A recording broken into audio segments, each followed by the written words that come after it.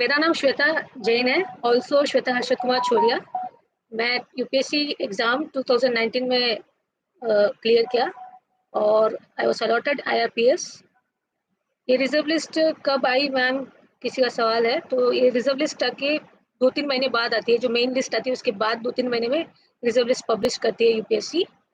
सो उस reserve list में मेरा नंबर आया था and I was selected for IRPS. तो स्टार्ट विथ माय जर्नी, तो to start with my journey, I was born and brought up in Chennai and वहाँ से मतलब मैंने प्रिपरेशन स्टार्ट की in Shankar IAS academy and then I got select मतलब I went till the interview in 2014 but could not clear my first attempt and then I prepared again और second बार मुझे AFHQ मिला, arm forces headquarter civil services, जो कि group B services है, UPSC के ज़्यादा ही होती है, वो भी यूपीएससी ही कंडक्ट करती है, उसमें सिलेक्शन हुआ मेरा।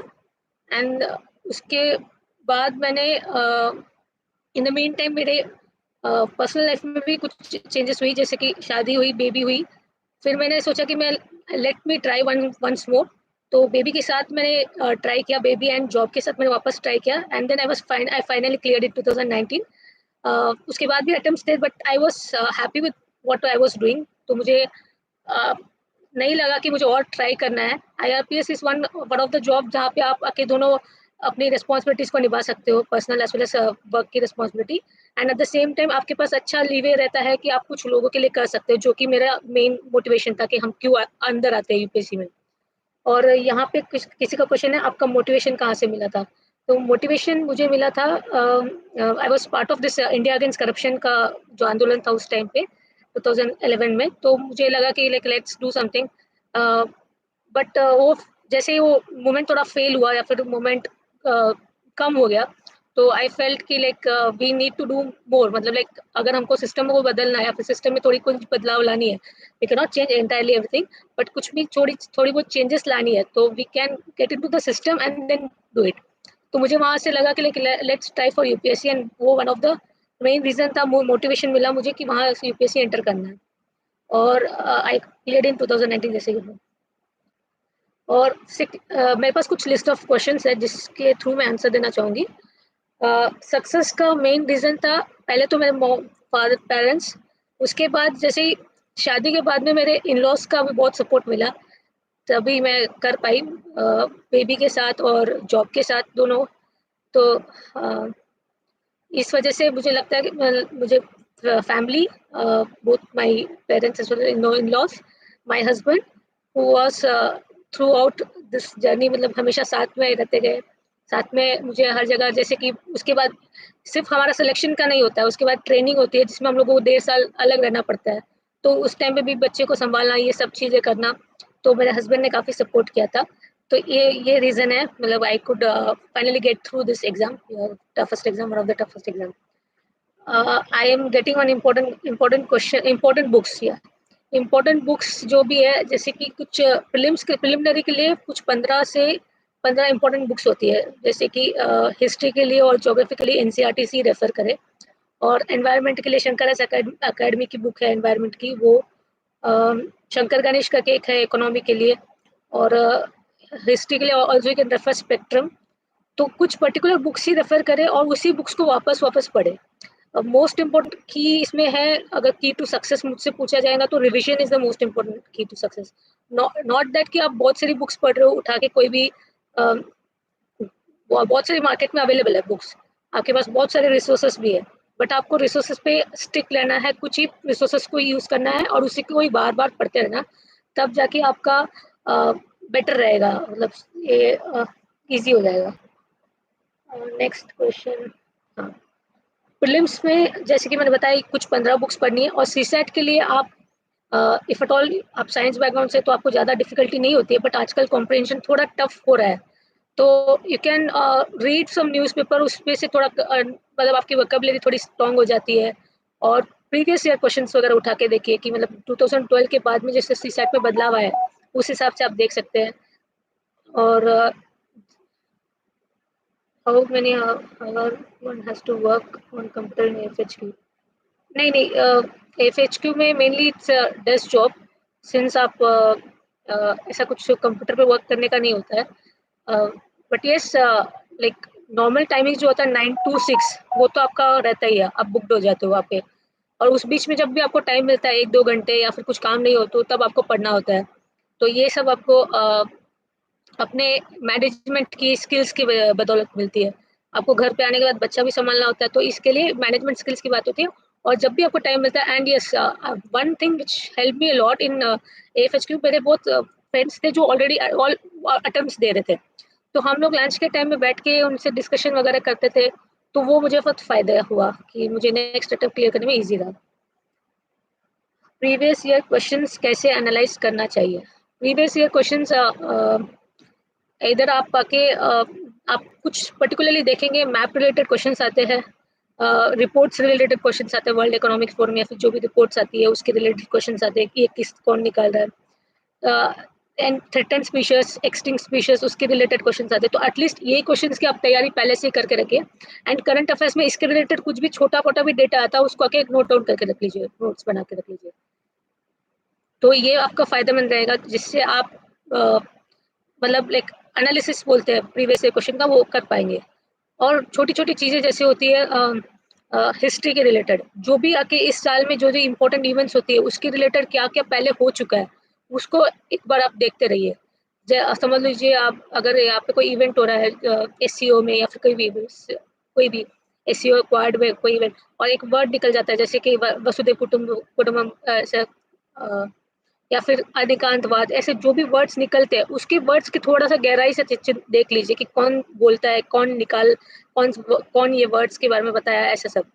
और ये क्वेश्चन आया है job profile of AFHQ. Job profile में आर्म फोर्सेस में मतलब मेरा ये था, I was looking after the civilian part.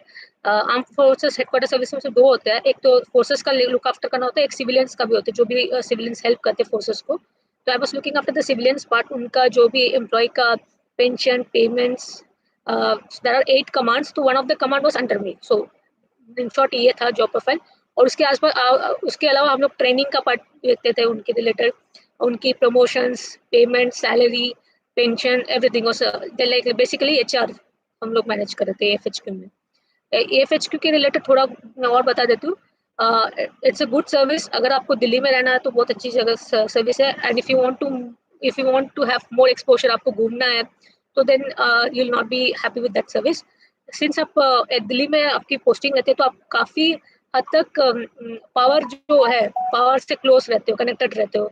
Main events जो भी होते हैं सब दिल्ली में होते हैं, तो आपका वो एक्सपोजर काफ़ी अच्छा मिलता है। And since most of the जो आपका काम रहेगा साउथ ब्लॉक के आसपास ही रहेगा, मतलब आपकी जो सिटिंग रहेगी, तो then there also you will have more exposure कि आप पावर हाउस जो होता है उसके पास में रहते हो, तो ये बेटर रहता है। मैम इस टाइम की स्ट्रेटेजी में ट्राई करें। देखिए मेरे हिसाब से कोई भी टाइम लाइक 40 डे में हो या 30 दिन हो, आप अगर अच्छे से पढ़ाई करेंगे तो हो ही जाएगा। आप डेस्टिनी में बदलाव नहीं ला सकते, बट आपके पास एक चीज़ जो है वो है हार्ड वर्क। आप हार्ड वर्क करेंगे तो पक्का आपका क्रैक होना ही है। तो सेम चीज़ मुझे भी लागू हुई थी। मुझे पता था कि मैं करूँगी नहीं, इन और आउट मुझे पता नहीं था। But one thing which I knew कि अगर मैं हार्ड वर्क करूँगी, कुछ ना कुछ हार्ड वर्क कर लेंगे, तो आई एम श्योर कि लाइक वो मुझे मिलेगा, उसका और फल मिलेगा। सो जैसे श्री कृष्णा बोलते हैं कि आप अपने कर्म पे फोकस ना करते हुए अपने अपने कर्म पे फोकस करें, ना कि अपने आउटकम पे फोकस करें। तो ये चीज़ है। और job profile of AFHQ, it is good, group भी है, बट आफ्टर 6 or 7 years आपका ग्रुप ए में कन्वर्शन हो जाता है। Then you become a deputy director, जो एक अच्छी पोस्ट है। और उसके बाद में आपके तीनों सर्विसेज में और इंटीग्रेटेड हेडक्वार्टर में भी आपका अच्छा काम रहता है। So this is about AFHQ. Next prelims का मैं बता रही थी कि प्रीलिम्स की तैयारी कैसे की जाए। तो सीसेट का मैंने बताया आपको। और प्रीलिम्स में जीएस 1 के लिए आप मेक श्योर करें कि ज़्यादा से ज़्यादा प्रीवियस ईयर क्वेश्चंस को पढ़े और उसको सॉल्व करें। नॉट ओनली दैट, अगर हो सके तो जो भी टेस्ट सीरीज लगाते हैं, 2 टेस्ट सीरीज तो पक्का लगा ही लीजिए।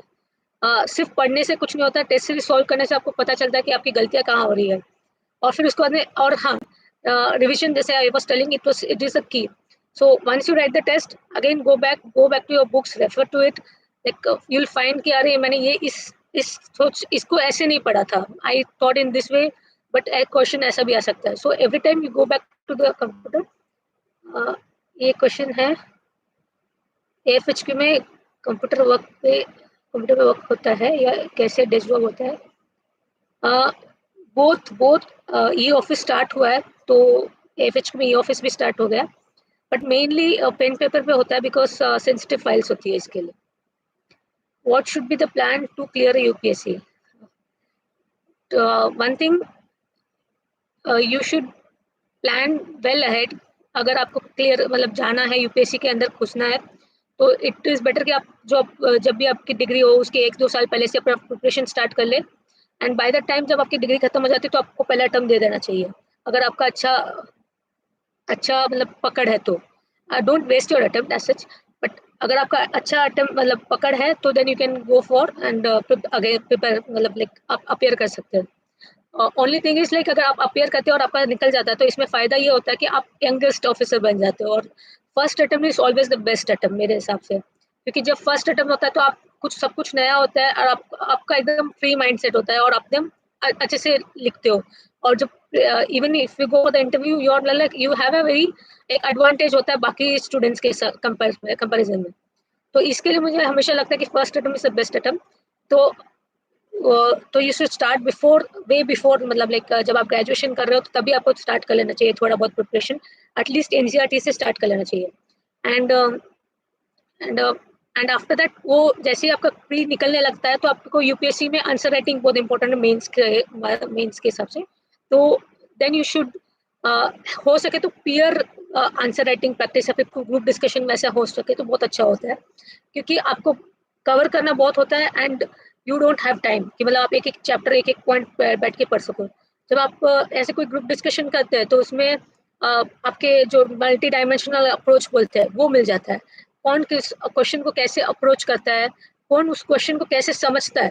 मे बी आप बहुत सारे लोग क्लियर क्यों नहीं कर पाते हैं, बोलते हैं कि हमने तो अच्छा सा एग्जाम लिखा था मैम, हमने फुल 20 क्वेश्चन लिखे थे, सॉल्व किए थे, ऑप्शनल में भी अच्छे से लिखा, बट आप हम क्लियर नहीं हो पाए. इसका मेन रीजन ये होता है कि आप क्वेश्चन को समझ ही नहीं पा रहे हैं. क्वेश्चन को समझना यूपीएससी में थोड़ा ट्रिकी होता है, कभी कभी क्वेश्चन को समझ नहीं पाने से भी आप कुछ भी लिख के आ जाते हो उसके रिलेटेड. जो जैसे कम्युनलिज्म है तो आप लिख लिया, बट कम्युनलिज्म के रिलेटेड क्या पूछ रहा है, हिस्ट्री पूछ रहा है, प्रेजेंटली सिनेरियो पूछ रहा है कि उसको आउटकम उसको मतलब चैलेंज कैसे किया जाए, चैलेंजेस क्या है, तो उसको समझना जरूरी होता है. तो ये समझने की जो ताकत आती है आपको ग्रुप डिस्कशन से आती है. आप 5 लोग लिख रहे हो, किसी ने किसी और तरीके से सोचा होगा उसको आंसर, तो आप फिर इसमें क्लैरिटी मिलती है कि हमको ऐसा लिखना चाहिए था, ओके इसका पॉइंट ऑफ व्यू अच्छा था, इसका पॉइंट ऑफ व्यू में इसके पॉइंट्स में ये अपन ले सकते हैं, तो नोट्स फटाफट बनते जाते हैं. एक क्वेश्चन आया है, प्रिपरेशन मिस्टेक अवॉइड. अच्छा, जो मिस्टेक्स अवॉइड करनी चाहिए, यस मेरे हिसाब से अगर फर्स्ट अटेम्प्ट है तो आपको नोट्स बिल्कुल नहीं बनाने चाहिए. बेटर है कि आप नोट्स अवॉइड करें. मतलब जो न्यूज़पेपर के रिलेटेड हम नोट्स मिलते हैं आजकल आके मार्केट में बहुत सारी नोट्स अवेलेबल मिल जाती है जो बना के मिल जाती है, तो बेटर रहता है वही पढ़े. यस न्यूज़पेपर पढ़ना चाहिए as such.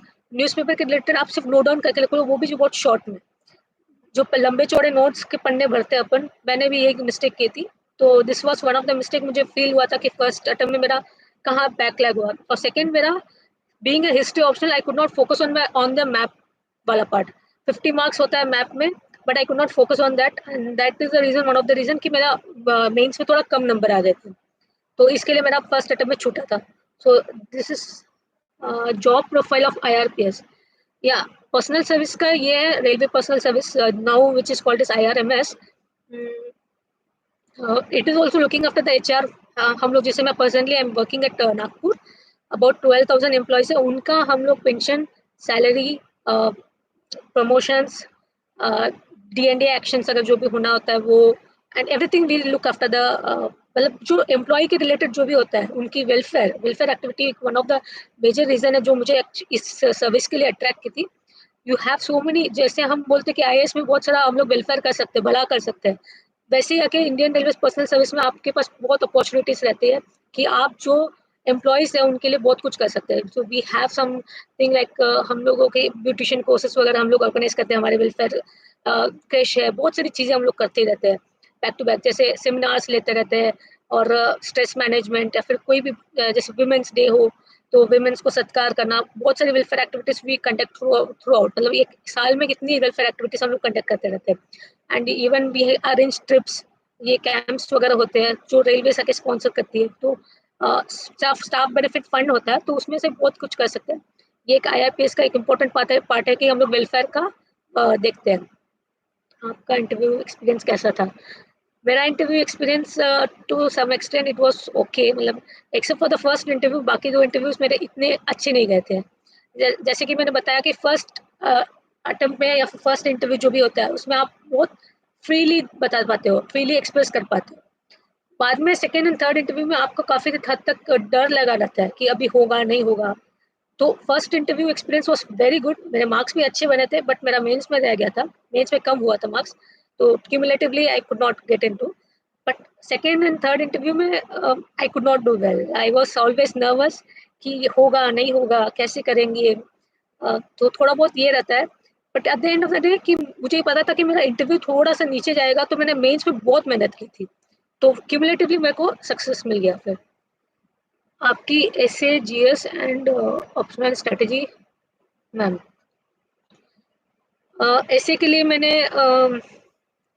I was coming to that. GS का अगर आप मेरे को मेंस का पूछ रहे हो तो जीएस के लिए आई वुड रिकमेंड, अगर आपके ग्रुप 2-3 लोगों के मिलके ग्रुप बन जाते हैं तो आप उससे स्टार्ट कर सकते हैं। सिलेबस का एक पार्ट उठाइए, वो सिलेबस का एक पार्ट उठाने के बाद में उसके रिलेटेड जितने क्वेश्चंस हो सकते हैं प्रीवियस ईयर क्वेश्चंस उसको उठा के सॉल्व करने की कोशिश करिए आंसर राइटिंग में। हर हर दिन 5 या 6 क्वेश्चंस लिखना है कंपल्सरली, एंड देन उसके बाद में बैठ के पीयर डिस्कशन करना है कि इसके और क्या हो सकता था करके। क्योंकि लाइक माइंडेड पीपल होते हैं तो वो हमेशा हेल्प करते हैं एक दूसरे को कि यार ये पॉइंट इस तरह से भी लिखा जा सकता था, या फिर जैसे मल्टी डायमेंशनल अप्रोच होता है, इकोनॉमिक, पॉलिटिकल, सोशल, ये वाला एस्पेक्ट्स निकालने होते हैं। तो that you can do one thing.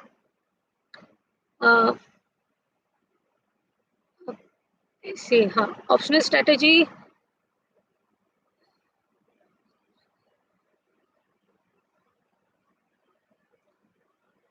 History optional पूरा करने में कितना टाइम लगेगा?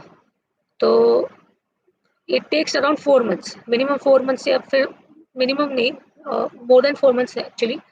तो 4 months plus you have to concentrate on map, जो कि मेरी गलती हुई थी, मैप मैंने नहीं ध्यान से किया था फर्स्ट अटेम्प्ट में। मैप में आराम से आपको 40, मतलब 50 पे की 40-45 मार्क्स आराम से मिल जाते हैं, तो वेरी स्कोरिंग पोर्शन रहता है।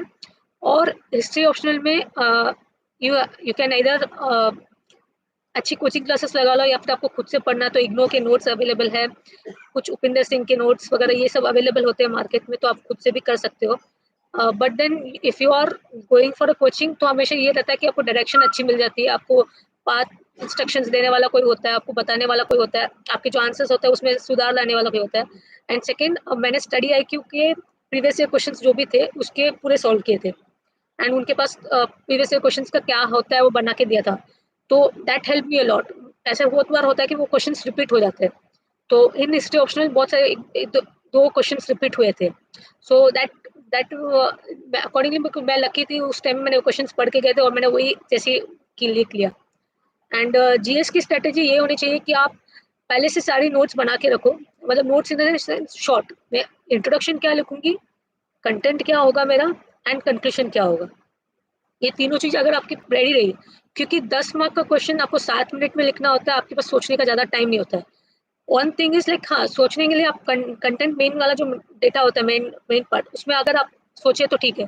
इंट्रोडक्शन एंड कंक्लूजन बेटर है कि आप जैसे जो भी है उसके रिलेटेड डेटा या फैक्ट लिख के रखें और just vomit it. I am telling you literally vomit करना है आपको, क्योंकि 7 मिनट में पॉसिबल ही नहीं होता आप इतना सोच पाओ, कुछ कुछ क्वेश्चन ऐसे ट्रिकी आ जाते हैं, तो बेटर रहता है कि आप पहले से ही प्रिपेयर्ड इतना करके जाओ। अ, मैंने भी सारे जो भी सिलेबस में एक एक लाइन थी उस सब के रिलेटेड एक मैंने इंट्रोडक्शन बना लिया था, नोट्स बना लिया था, और मैं ये फैक्ट्स लिख सकती हूँ, ये डेटा लिख सकती हूँ, ये पहले से बनी हुई थी मेरे पास। तो हाँ, अकॉर्डिंग टू द क्वेश्चन आपने अपना फैक्ट्स लिखना है बस, ऐसा नहीं कि क्वेश्चन कुछ और डिमांड कर रहा है और फैक्ट आप कुछ और लिख रहे हो। अकॉर्डिंग टू द क्वेश्चन आपका फैक्ट लिखना है, एंड कीप रिवाइजिंग थिंग्स। आप जितना ज्यादा रिविजन करोगे आप उतना ज्यादा, मतलब हर बार एक आंसर आंसर लिखने के बाद 5 क्वेश्चन लिखने के बाद आप वापस गो बैक करिए, मतलब अपने नोट्स को जाके देखिए, फिर आप सोचिए कि अच्छा मैं ये क्वेश्चन के लिए ये आंसर, मतलब ये क्वेश्चन के लिए ये पॉइंट लिख सकती थी, मेरे पास ये फैक्ट अवेलेबल था। जैसे आप वो गो बैक करना स्टार्ट करेंगे तो यूल मतलब आपका जो मेमोरी पावर वो भी बढ़ जाएगा। वही रिलेटेड क्वेश्चन अगर आ गया तो आप फटाफट वो डेटा उठा के डाल दोगे, तो ये चीज हो जाएगी आपके लिए। हाँ, so ma'am right now that's only IRMS not IRPS. नहीं, आईआरएमएस ही है, आईआरपीएस नहीं है अभी। IRMS now includes both the technical and non technical services. जो टेक्निकल पार्ट वाली जो मैकेनिकल सिविल सर्विसेज भी है, जो इंडियन इंजीनियरिंग सर्विसेज के थ्रू लगती है, वो और सिविल सर्विसेज के थ्रू दोनों मिलके आईआरएमएस बनते हैं। Average time required to complete entire GS syllabus, and they say with respect to take on humanities optional with respect to scoring marks. Yes, अगर आप एवरेज टाइम देखेंगे तो यू नीड मतलब 5 to 6 5 months तो minimum for the optional. And GS और S A का मिला के आपको लगता ही है, अगर आप कोचिंग ले रहे हो तो आपको 1 साल का टाइम मिलता है, तो 1 साल में हो सकता है, या फिर मिनिमम तो 6 months लगते ही आपको पूरी तरह से प्रिपेयर करने को अपने आप को। तो 6 months + 5 months तो ऑलमोस्ट 1 साल का एक टाइम पीरियड लेके चलिए। तो आप ह्यूमैनिटीज पे ऑप्शनल, यस, ह्यूमैनिटीज ऑप्शनल में फ़ायदा ये रहता है कि मतलब एक काइंड ऑफ जैसे हिस्ट्री है, हिस्ट्री जीएस 1 में आके रिपीट होता है, मतलब जो हिस्ट्री ऑप्शन में मैंने पढ़ा था जीएस 1 में। और हिस्ट्री बहुत सारी चीज़ें के बेस होती है। अगर आपको कोई चीज़ का कुछ पता नहीं होता है तो आप स्टार्ट कर सकते हो हिस्ट्री से, तो ऐसा ऐसा हुआ था अभी, लाइक कुछ जैसे जीएस 1 में रिलेटेड सोसाइटी के रिलेटेड भी कोई क्वेश्चन आ जाता है, तो भी आप वहाँ से स्टार्ट कर सकते हैं कि हमारे वेदों में ऐसा था, या फिर हमारे लाइक जो एंशियंट इंडिया में ऐसा था, मिडिवल इंडिया में ऐसा था, इसकी वजह से आज वुमेन की हालत डिक्लाइन होती गई। तो कहीं से भी आपको हिस्ट्री में हेल्प मिलती है, अगर आपका हिस्ट्री थरो रहा तो इसके लिए मैं बोलूँगी हाँ, scoring marks and stability of subject बहुत अच्छा रहता है humanities, because I was from engineering background and I selected history only because of that कि मुझे थोड़ी स्टेबिलिटी मिलेगी, क्योंकि एंड ऑब्वियसली ये रहेगा कि हिस्ट्री विल ये मतलब क्या बोलते हैं, जीएस 1 में भी रहता है और जीएस 2 या जीएस 6 कोई भी ले लो। जैसे गवर्नेंस का एक क्वेश्चन आ गया समझ लीजिए, बट उस गवर्नेंस के रिलेटेड आपको कुछ पता नहीं है, तो आप स्टार्ट कर सकते हो कि एक अच्छी गवर्नर कौन था, एक अच्छा मतलब रूलर कौन था, उसके रिलेटेड लिखते हुए आप स्टार्ट कर सकते हैं। तो ये हमेशा आपको हिस्ट्री से एज मिलता है। एंड एग्जामिनर भी ये देखता है, ये जब ये अप्रोच देखता है कि अपन ने हिस्ट्री से स्टार्ट करके फिर उसको प्रेजेंट सिनेरियो में लाया है, तो हमेशा उसको लगता है कि हाँ, इसके नॉलेज है तभी वो कि इतना सोच पा रही है और लिख पा रही है ऐसा। मेरे आंसर कैसे फ्रेम करना चाहिए मैम, जैसे कि मैंने बताया इंट्रोडक्शन एंड ये तो पकड़ लीजिए। और हिस्ट्री ऑप्शनल में अगर आप लिख रहे हो तो एक रिफ्लेक्शंस का क्या होता है, जो भी आप मोस्टली आके दिनी इलाही के बारे में लिखेंगे, या फिर कुछ अशोका की पॉलिसीज के बारे में लिखेंगे, धम्मा के बारे में लिखेंगे, उसको रिफ्लेक्शन करते टाइम में, रिफ्लेक्शन मतलब अभी इस प्रेजेंट सिनेरियो में उसका कैसा यूज होना चाहिए, कैसा करना चाहिए, ये आप थोड़ा सा लिख लेंगे अंत में, तो आपका आंसर को क्या बोलते हैं, plus point, plus extra marks मिल सकते हैं। जैसे कि मैंने एक क्वेश्चन था अशोका के धम्मा के रिलेटेड, उसमें मैंने लिखा था कि अशोका के धम्मा की आज आज बहुत ज़्यादा लाइक नाउ इट्स टाइम की, मतलब अभी हम उसको बहुत ज़्यादा उस पॉलिसीज को वापस उसको ये करें। अनिकांतवाद के बारे में लिखा था कि मतलब अनिकांतवाद जो थिंकिंग होती है कि ट्रूथ हैज मेनी फेसेस, तो ये अभी की बहुत ज़रूरत है। अहिंसा, ऐसे सब क्वेश्चंस को मतलब मैंने लिखा था लास्ट लास्ट में, ताकि उससे एक अलग थिंकिंग जाती है, एग्जामिनर को एक पॉजिटिव अप्रोच मिलता है। आपका जो भी आंसर रहेगा उसमें एंड में जो कंक्लूजन रहेगा उसमें एक पॉजिटिव अप्रोच रहना चाहिए। निराश करने वाले तो बहुत लोग मिलेंगे आपको, बट जो पॉजिटिव आंसर दे पाएगा वही जीत पाएगा, मतलब उसको ही ज्यादा मार्क्स मिलेंगे। स्टडी में कंसिस्टेंसी कैसे बनाए रखें, consistency comes when you are motivated, मतलब अगर आप अच्छे से मोटिवेटेड रहेंगे तो आपका कंसिस्टेंसी कहीं नहीं जाएगी। सेकंड चीज, हमेशा ये सोचिए कि ये लक्ष्य, अगर मैंने यूपीएससी लिखना है सोचा है, तो मेन रीजन क्या था, मुझे यूपीएससी लिखने के लिए मेन रीजन था कि मुझे कुछ अच्छा करना था। तो आप जब भी आप वो सोचेंगे, बैक ऑफ द माइंड आपके ये चलता रहेगा, तो आपको कंसिस्टेंसी आराम से मिलेगी, आप कहीं भी भटकेंगे नहीं। तो ये कंसिस्टेंसी का रीजन रहता है। Second thing, yes, consistency very important है। अगर आप एक दिन 10 घंटे पढ़ रहे हो और दूसरे दिन सिर्फ 2 घंटे पढ़ रहे हो, तो आपको मैं लिख के देती हूँ, ऐसा नहीं होने वाला, आपका क्लियर नहीं होगा। At least you have to study for 7 to 8 hours, मैं एवरेज लेके चलिए। हाँ, जिस दिन आपको लगता है कि आप बहुत ज़्यादा परेशान हो गए हो, आप नहीं हो पा रहा है मुझसे, उस दिन ब्रेक लीजिए, ब्रेक लेना चाहिए। एक दिन घूम के आइए, मस्त कहीं मूवी देखिए, कुछ भी देखिए, घर पे रहिए, जो भी करना है, फैमिली के साथ टाइम स्पेंड करिए। बट नेक्स्ट दिन से वो याद रखिए कि मैंने कल एक दिन वेस्ट किया है, मुझे गिल्ट फीलिंग है, उसको गिल्ट फीलिंग लीजिए and then you have to start your preparation again. अगर आप गिल्ट फीलिंग ही नहीं लेंगे तो आप ऐसे मतलब आराम से चलता रहेगा, चलती रही गाड़ी, ऐसा हो जाएगा। तो मेक श्योर करिए कि आप एवरेज तो इतना टाइम पढ़ना ही है अपने को। इंटरव्यू के लिए यू कैन डैफ अपना देखिए, डैफ के रिलेटेड जितने क्वेश्चंस आते हैं सारे क्वेश्चंस उठाइए, मतलब अपने अपने खुद सोचिए कि क्या क्या क्वेश्चंस पूछ सकते हैं, और बी ट्रू टू योरसेल्फ। मतलब ऐसा नहीं कि आप डैफ में कुछ भी लिखे जा रहे हो, जैसे अपनी हॉबीज होती है, अपना अचीवमेंट्स होता है, ये सब चीजें आके आपको पता है कि आपने अचीव किया है, वहां पे कुछ झूठ मत लिखिएगा।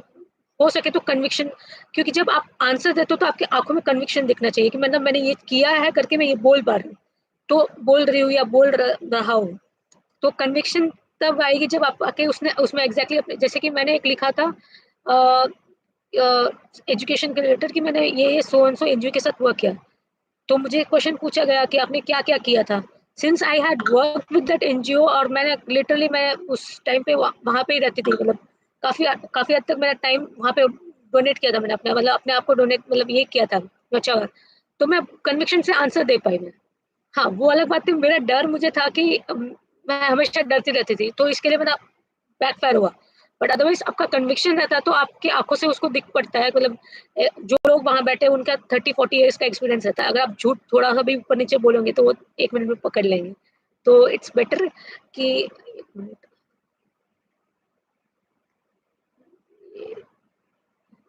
डैफ प्रिपेयर करिए, मॉक इंटरव्यूज दीजिए। मॉक इंटरव्यूज हो सके तो वन ऑन वन लीजिए, कोई एक्सपीरियंस्ड मतलब जो ऑलरेडी सर्विस में हो, उनसे वन ऑन वन हो सकते हैं तो मॉक इंटरव्यूज भी सिलेक्टेड मॉक इंटरव्यूज में ही जाइए, ऐसा नहीं कि सारे मॉक इंटरव्यूज अटेंड करना है। समटाइम्स मॉक इंटरव्यूज मोटिवेटिंग से ज़्यादा डीमोटिवेटिंग हो सकते हैं, तो ध्यान रखिएगा इस चीज़ का कि मतलब आप सारे मॉक इंटरव्यूज ना दे रहे हो। एंड यस, उस टाइम पे करंट अफेयर्स पे ज़्यादा जोर दीजिएगा इंटरव्यू के टाइम पे, जो भी करंट में सिनेरियो चल रहा है उसके रिलेटेड आप लिख के रखिए अपने पास कि ये चीज़ें हो रही है, और इसमें आपका क्या हो सकता है। मतलब ऐसा बहुत बार पूछा जाता है कि आप इसके बारे में क्या सोचते हो, आपका ओपिनियन पूछते हो, तो फिर आप कुछ ना कुछ बताएंगे। तो समटाइम्स हाँ, you don't have an opinion तो ठीक है, कोई बात नहीं है। यू मतलब आपको इस जवाब का मतलब सवाल का जवाब नहीं पता है, जैसे कोई फैक्चुअल क्वेश्चन पूछते हैं तो नहीं पता तो नो नो प्रॉब्लम। बट अगर आपको ओपिनियन बेस्ड क्वेश्चन आया तो उसमें आपको थोड़ा अपना ओपिनियन देना होता है कि क्या हो सकता है, क्या करना चाहिए इसमें और पॉजिटिव। वही सेम चीज आप बताएंगे, जो ऑलरेडी पता है वही चीज बताएंगे, बट इट्स ओके। मतलब वो बोलेंगे कि आप तो यही चीज बता रही है, कुछ नया नहीं बता रहे। बट ठीक है ना, कोई बात नहीं, because you are not into the service, so you don't know कि मतलब उसमें ग्राउंड रियलिटी क्या है करके। जो आपको पता होता है, आपने बुक्स में से पढ़ा है, वो चीज को आपको पता होती है और आप बता रहे होते हैं, तो नो प्रॉब्लम एट ऑल कि आप वही चीज रिपीट कर रहे हो जो पता है ऑलरेडी। देन हाँ, मतलब हो सकते तो कोई इनोवेशन लाने की कोशिश करिए, मतलब कोई इनोवेटिव आपके पास सॉल्यूशन हो तो वो क्या बताइए, तो वो काफी खुश हो जाते हैं उससे, मतलब लाइक उनको लगता है कि like she is able to think, मतलब लाइक ऑल्दो मतलब लाइक अभी पोजिशन में नहीं है, चेयर पे नहीं बैठी है, फिर भी वो सोच रही है कि इसको हम ऐसे सॉल्व कर सकते हैं। तो इनोवेशन लाने की कोशिश करिए। यस, नेक्स्ट क्वेश्चन है, यदि किसी चीज क्वेश्चन का आंसर नहीं आता तो कैसे डील करें। क्वेश्चन का आंसर नहीं आता हो तो देखिए, एक तो ये हो सकता है कि आप उसके रिलेटेड जो भी है पढ़ा होगा उसके बारे में लिख सकते हैं, या फिर अगर आपको ऐसा लगता है कि मैं 20 क्वेश्चन में से 19 क्वेश्चन को अच्छे से लिख पाऊँ तो क्वेश्चन छोड़ भी दीजिए। आपको लिटरली कुछ नहीं आता है, मतलब उसके बारे में कुछ भी पढ़ा नहीं है, बहुत ही फैक्चुअल टाइप का क्वेश्चन है, तो देन लीव इट। और सेम थिंग अगर आप फिल्म्स में भी आपके 100 क्वेश्चन है, जरूरी नहीं कि 90 अटेंड करने हैं, जरूरी नहीं कि 80 अटेंड करने हैं, जरूरी नहीं 70 अटेंड करने हैं। इट डिपेंड्स कि आपका क्वेश्चन की हार्ड मतलब जो डिफिकल्टी लेवल के ऊपर डिपेंड करेगा। समझ लीजिए मेरे टाइम में पहला जो पेपर था बहुत इजी आया था, तो I could attend till 90। Second time नहीं आया था, तो आई वॉज सो मतलब लाइक वरीड कि मतलब 75 मैक्सिमम 70 क्वेश्चन ही अटेंड कर पाए, but my accuracy level was very good, तो मुझे अच्छे नंबर मिल गए। 70 में से 66 समथिंग राइट थे, तो I was able to score 130। तो मेनली इट डिपेंड्स ऑन आपके कॉन्फिडेंस लेवल पर डिपेंड करेगा कि आपको कितने अटेंड करने चाहिए। डिफिकल्टी देखिए पेपर का, उसके बाद में पहले पहले पूरा पेपर पढ़ लीजिए, फर्स्ट 1 घंटे में आप पूरा सॉल्व कर लीजिए, जो आपको शॉर्ट पता है कि इसका आंसर यही होने वाला है, और वो क्वेश्चन होते हैं हमारे 40 के आसपास। उसके बाद सेकेंड टाइम वापस आप जाइए जिसमें आपके 2 ऑप्शंस में डाउट हो, तो वो वाले क्वेश्चन सॉल्व करिए। तो मे बी वो होंगे समझ लो 20 से 30 क्वेश्चन होते हैं। तो अगर उसके बाद में आपको लगता है कि मेरे को बिल्कुल भी नहीं आ रहा है, तो प्लीज डोंट अटेंड। क्वेश्चन की डिफिकल्टी लेवल हाई होंगी, इसके लिए आप अटेंड नहीं कर पा रहे हो। अगर आपने अच्छे से तैयारी करके रखी है और आपको लगता है मतलब, तो फिर आप आराम से अटेंड कर पाएंगे। तो इट डिपेंड्स कि आपके क्वेश्चन की डिफिकल्टी लेवल कैसा, पेपर का डिफिकल्टी लेवल के हिसाब से आपको आंसर देना है, ना कि लोग अटेंड कर रहेगा कि मैं भी सारा अटेंड कर लूँ, है ना। How to analyze when it comes to learning the publishing cost and dynamics as well as fishing information.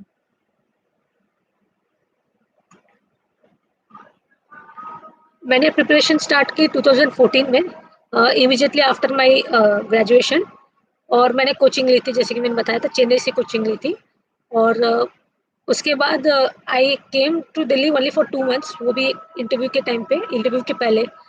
तो आई टुक इन मॉक इंटरव्यूज इन बाजीरा वगैरह, केएसजी में, ऐसा प्रिपरेशन कर स्टार्ट की। और 2019 में मेरा फाइनल, बीच में मैंने बताया था जैसे कि मतलब 2017 में शादी हुई, 2018 में बेबी हुई। तो इन दैट अटेम्प्ट, 2018 वाले अटेम्प्ट में I cleared prelims, but I did not attend mains, मतलब मेरे को मेंस देने की इच्छा नहीं थी, तो I stopped. What strategy should be there to prepare with other institutional courses? See, other institutional courses, strategy same होती है, मतलब स्ट्रैटेजी नहीं, मतलब लाइक थंब रूल तो यही होता है कि लाइक कंसिस्टेंसी रहनी चाहिए। If you are not consistent enough, then like I am sure कि आप कहीं ना कहीं जाके गड्ढे में गिरोगे। यूपीएससी हो या बड़ी बड़ी अच्छी अच्छी इंपॉर्टेंट एग्जाम्स में कंसिस्टेंसी की, perseverance, and yes previous questions, जो प्रीवियस क्वेश्चन सिलेबस को अच्छे से देख लेना। सिलेबस आप अच्छे से देखते नहीं हो, फिर आप बोलते हो कि यार ये क्वेश्चन आ गया, वो क्वेश्चन आ गया, ये ऐसा नहीं होता। वो मेनली उस सिलेबस के आसपास ही घूमेगा। तो अगर आपने सिलेबस को थरोली बना के रखा है, नोट्स बना के रखे हैं, तो उसके सिलेबस के आप आराम से कुछ ना कुछ तो आंसर दे ही पाओगे। मैप्स को कैसे याद करें? हाँ, मैप्स को कैसे याद करना चाहिए, ये अच्छा क्वेश्चन पूछा है। आप हमेशा अपने जहाँ पे भी पढ़ रहे हो वहाँ पे आप मैप्स का मतलब मैप लगा लीजिए, इंडिया का फिजिकल मैप लगा लीजिए और एक वर्ल्ड मैप लगा लीजिए। और जैसे ही आप कुछ पढ़ते हो न्यूज़पेपर में, तो आप उसको इमीडिएटली देखिए कि वो कहाँ आ रहा है, उसके आसपास कौन सी रिवर्स है, उसके आसपास कौन सा माउंटेन्स या फिर वैलीज वगैरह कुछ भी है रिलेटेड, या फिर उसके आसपास ऐसे कोई दूसरी जगह है जो आके नोन है, जो एंशियंट इंडिया में नोन है या फिर एंशियंट टाइम में नोन है, हिस्ट्री में इंपॉर्टेंट प्लेस है। तो वो सब चीज़ें आपको याद रखनी है। लाइक फॉर एग्जाम्पल सीरिया का कुछ एक सिटी था डमास्कस का, तो वो आया था क्वेश्चन में। तो मेनली उस टाइम पे करंट अफेयर्स में काफी चल रहा था। तो करंट अफेयर्स में जो भी क्वेश्चन, जो भी चीजें, जो भी जगह आ रही है, उसको तो पक्का नोट करके रखिए। फिर उसको ऑल्सो ऐसा भी नोट करके रखिए, समझ लो एक ही कंट्री के 3-4 सिटी का बार बार नाम आ रहा है, तो ये नोट करके कि ऊपर से नीचे, मतलब north to south and east to west, ये 2 चीजें याद रखिए आप हमेशा, कि ये सिटी इसके पास है, ये इस सिटी इसके पास है। या फिर इवन नेशनल पार्क्स है, उसके रिलेटेड कोई जहाँ पे नेशनल पार्क होगा, फॉर एग्जांपल इंडिया के कोई सिटी के बारे में आ रहा है मतलब कंटिन्यूसली न्यूज़पेपर में, तो जस्ट सी कि नेशनल पार्क है, उस नेशनल पार्क है तो उस नेशनल पार्क कोई न्यूज़ में है क्या, नेक्स्ट वहाँ की रिवर है, वहाँ कोई इंपॉर्टेंट पिलग्रिमेज साइट है क्या, ये सब चीज़ें आपको देख लेनी चाहिए। जरूरी नहीं है कि सिर्फ एक सिटी देखना है तो सिटी देख के छोड़ दिया, उसके रिलेटेड जितना भी चीज़ें होंगी, माउंटेन से लेके सब कुछ आपको पता होनी चाहिए। हाँ, how to manage time in exam. Time management, 3 things. If you are मतलब प्रीलिम्स के लेके, प्रीलिम्स में तो आप फर्स्ट 1 आवर तो आपके इंपॉर्टेंट क्वेश्चन सॉल्व करने जो आपको थरोली आते हैं। फिर नेक्स्ट 30 मिनट्स, मतलब लाइक आप ऐसे सोचिए कि हमेशा कि मेरा 1.5 घंटे का पेपर है, 2 घंटे का पेपर मत सोचिए, 1.5 घंटे या फिर 1 आवर 45 मिनट्स का ही पेपर है, तो 1 आवर 45 मिनट्स का हमेशा दिमाग में रखोगे तो आपका फास्ट होगा। Then you'll have 15 minutes leeway रहेगा आपके पास सॉल्व करने के लिए। सेकंड, ज़्यादा से ज़्यादा पेपर सॉल्व करने से आपका टाइम मैनेजमेंट अच्छा अच्छा हो जाता है। आंसर राइटिंग भी आप जैसे immediately after the prelims start answer writing, irrespective आपने पढ़ा है नहीं पढ़ा है। हमेशा लोग ये कहते हैं मैम मैंने सिलेबस कंप्लीट नहीं किया है तो मैं अभी आंसर राइटिंग नहीं करूंगा, मैं बाद में करूंगा, क्योंकि वो डरते हैं कि आंसर राइटिंग होगा तो मैं यार मैं लिख नहीं पाऊंगा, फिर पर ये अच्छा है ना, better to sweat practice than like bleed in exam centre, तो जो भी है मतलब भी प्रैक्टिस कर ले, भले ही आपको नहीं आता होगा, नो प्रॉब्लम। दो पन्ने का पेपर, दो पन्ने का आंसर आप एक पन्ने में लिखेंगे, बट एटलीस्ट यू नो कि लाइक आपकी वीकनेस का है, आपकी स्ट्रेंथ का वीकनेस का है, ये पता चल जाएगी। And once you get to know, you can work on it. बहुत बार ये होता है कि हमको पता ही नहीं होता कि हमारी वीकनेस का है, हमारी स्ट्रेंथ का है, तो हम आके अपना मतलब चलता रहता है। बट आपको जब तक वीकनेस नहीं पता होगी, जैसे कि मुझे पता था कि आंसर राइटिंग में मेरा कुछ ना कुछ गड़बड़ होती है, हमेशा मैं एक ही एस्पेक्ट पे ज्यादा भागती थी, वो है हिस्ट्री का रिलेटेड और सोसाइटी सोशल।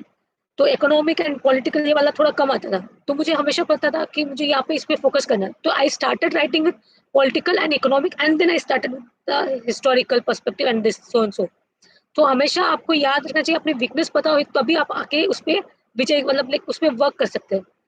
तो this is about that, how to manage time. या आपका डेली का स्टडी शेड्यूल कैसा रहता था मैम? या initially when I was not working, तो I used to study for 10 to 12 hours, मतलब विद क्लासेस, क्लास थी 5 to 6 आवर्स, देन आने के बाद में फ्रेश होके पढ़ना स्टार्ट होता था।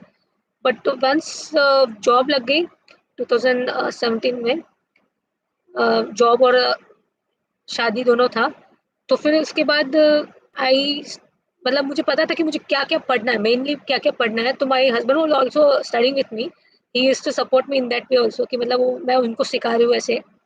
तो this way we could manage to spend 3 to 4 hours.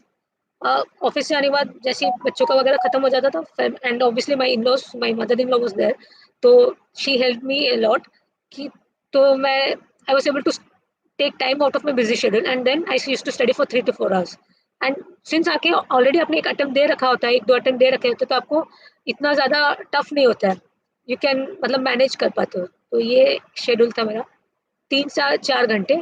और बाकी टाइम जब भी हम लोग खाना भी खाते थे, तो since he was also studying with me, तो he used to ask questions and I used to ask questions to him. हम कुछ भी पढ़ लेते थे, वो उसको क्वेश्चन बनाने की ये कला होती थी हमारी।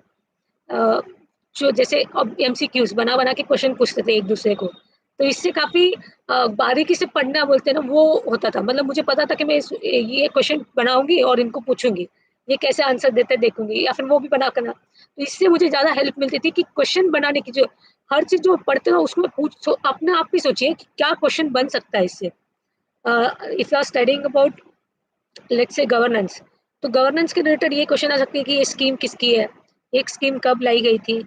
हाँ अच्छा, ये पूछ सकते हैं, ये स्कीम कौन से गवर्नमेंट के अंदर लाई और कौन से गवर्नमेंट ने बंद कर दी है, कब कौन से साल में शुरुआत हुई, कौन से साल में जैसे बंद हो गई है। ऐसे ऐसे छोटी छोटी चीजें पढ़ते जाएंगे, और ये स्कीम पर्टिकुलरली कौन से वर्ग के लिए है, मतलब कौन से सेक्शंस के लिए है, वीकर सेक्शंस है, विमेन के लिए है, वृद्ध लोगों के लिए, किसके लिए है, ये थोड़ा थोड़ा आप देखते जाएंगे।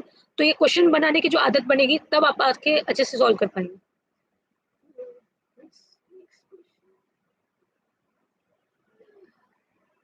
कोचिंग लगाना ज़रूरी होता है क्या? आपका डेली कोचिंग, कोचिंग यस, मुझे ऐसा लगता है कि कोचिंग होती है तो आपको डायरेक्शन मिलती है, बट इट डिपेंड्स।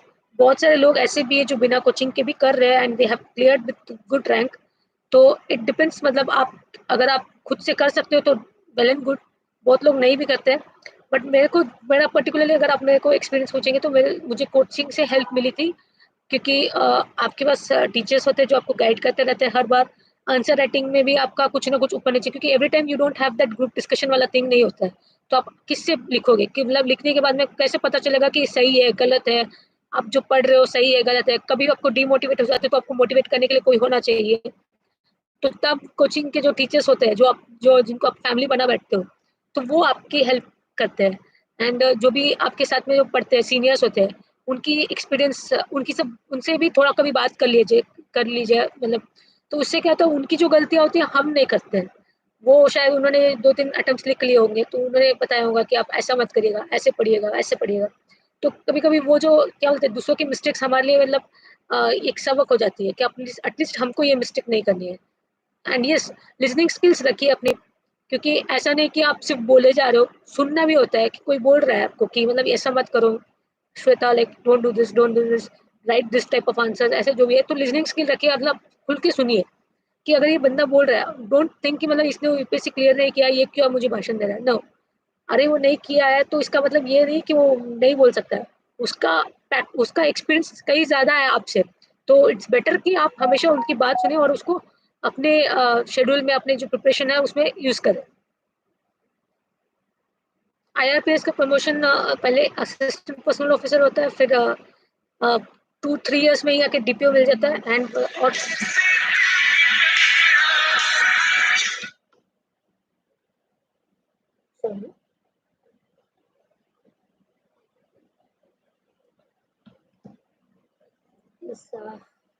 प्रमोशन काफ़ी फास्ट है। And and one more thing, since आपके जोन कन्फाइंड रहते हैं इनिशियली फॉर 2 to 3 मतलब 9 to 10 years, तो आपके पास अच्छा अपॉर्चुनिटी रहता है, आप घर के पास भी रह सकते हो। एंड अच्छा वेल डिफाइंड जोन रहने की वजह से आपको पता होता है कि आपको यही 3 सिटीज में घूमना है, जो भी 3-4 सिटीज जो होती है। प्रमोशंस में भी फास्ट प्रमोशंस है। And you have good opportunity कि आप अपना दूसरा हॉबीज, एंड अगर आपको पढ़ाई करनी है तो वो भी कर सकते हो। डेपुटेशन में after 5 years you become eligible for deputation, you can go to Delhi also. So it's okay. कुछ मेरी आईआरपीएस ट्रेनिंग का एक्सपीरियंस काफ़ी अच्छा था। आई स्टिल मतलब लाइक हमेशा याद करती हूँ मैं उस दिनों को, क्योंकि you you get to roam around मतलब सो मेनी प्लेसेस। आप लाइक 67 समथिंग 68 डिविजन्स है, you can go to at least 5 से 10 डिविजन्स में आप घूम सकते हो। उसके बाद जो इंपॉर्टेंट प्रोजेक्ट्स होते हैं, जैसे चेनाब का प्रोजेक्ट है, हम वहाँ भी गए, नॉर्थ ईस्ट के जो डिविजन्स है वो देख के आए, वहाँ पे रेल सेवा कैसे दे रही है हम लोग, और जो हिली एरिया में जो ट्रेन चल रही है उसका भी नजरिया देखने मिल जाता है, कोंकण रेलवेज। तो काइंड ऑफ और आप also they have this IRCON है, उनके रिलेटेड जो भी सब सब है सब्सिट्यूट कंपनी से, जैसे आईआरसीटीसी, आपको वहाँ पे भी जाने मिल जाता है, आपको वहाँ पे काइंड ऑफ नया एक्सपोजर मिलता है। रेल टेल है, ये सब जगह आपको घूमने मिल जाती है, देखने मिल जाती है, वहाँ से लोगों से सीखने मिलता है। Even you can go to metros, मतलब ये कुछ कुछ पार्ट होता है। तो जितना हो सके आपकी जो ट्रेनिंग पीरियड होती है उसमें आके आपको घूमने मिलता है एंड लोगों से सीखने मिलता है।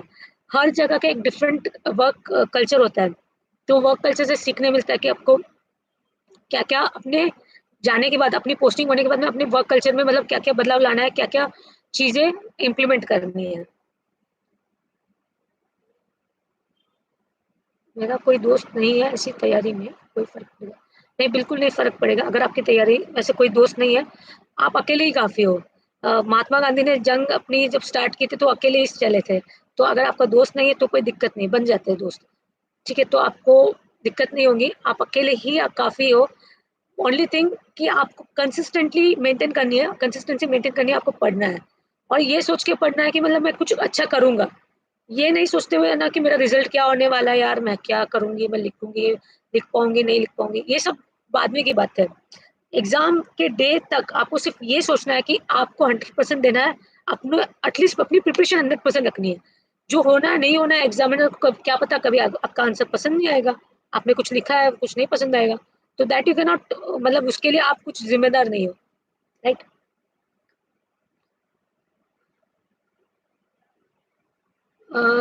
सिविल सर्वेंट के लिए अच्छी सबसे इम्पोर्टेंट क्वालिटी ये होती है, honesty, honesty and integrity. If you're like, see, civil servant, मतलब name itself is like you're serving the people, civilians को serve कर रहे हो। तो if you are not honest, if you are not integrated towards your job, then it's waste of, मतलब like आप अंदर घुस के भी, सिस्टम में घुस के भी आप सिर्फ कुछ ऐसे ही टाइम पास कर रहे हो। थोड़ा बहुत जितना भी है अपने, हमको ये सिखाया गया था, अपना एरिया ऑफ सर्कल बना लीजिए। इट्स नॉट पॉसिबल कि आप everything you can change everything, but at least in your area of circle, at least जो 200 लोग 100 लोग आपके नीचे जो इमीजिएटली लोग काम कर रहे हैं, उनके अंदर कुछ पॉजिटिविटी भरने की कोशिश करिए, उनके साथ बैठिए, उनको हमेशा समझाइए कि आप इसको, इस काम को इस तरीके से भी कर सकते हैं। तो ये सब चीज़ें से आपको फ़र्क पड़ेगा, मतलब आपको लगेगा कि आपका जो वर्क कल्चर है, काफ़ी वर्क एनवायरनमेंट है, काफ़ी सुधार आ रही है। हमारे इसमें बहुत सारी बार ऐसे बहुत बार ऐसा होता है कि प्रमोशंस थोड़ा लेट हो रहा है, तो हम उनको, उनकी जो जो हमारे अंदर काम कर रहे हैं उनको हम समझाने की कोशिश करते हैं कि अगर आपका प्रमोशन है, मैंने ऐसे ही लेट किया, या फिर मैंने आपके अपार में अच्छे से नंबर नहीं दिए, तो आपको कैसा बुरा लगेगा। तो समटाइम्स ये जो कंपैशन वाली बात, ये वाली बात है, उससे को बोल के मोटिवेट करना होता है, ताकि आपके जो लोग काम कर रहे हैं आपके नीचे, वो भी मोटिवेटेड फील करे। हाँ, भी मतलब कुछ कुछ क्रिएटिव चीजें करनी होती है, जैसे एम्प्लॉय ऑफ द मंथ लाइए, कुछ डिफरेंट चीजें लाइए, जो एम्प्लॉयज अच्छा कर रहे हैं उनका सत्कार कीजिए। हाँ, मे बी बहुत सारे अवार्ड्स मिलते रहते हैं, रेलवे में बहुत सारे अवार्ड्स मिलते रहते हैं, but at the same time जो आपके ऑफिस में 100 लोग, 2 लोग, 200 लोग काम कर रहे हैं, उनके बीच में उनका सत्कार करिए, उनके बारे में बताइए, तो वो बहुत मोटिवेटेड फील करते हैं। तो इन दिस वे एक अच्छा क्वालिटी रहता है सिविल सर्वेंट के लिए, कि मतलब आप लोगों को मोटिवेट करते रहिए, and also be honest and integrated. CAPF, no, I have not given CAPF or any other exam. I have focused only on this.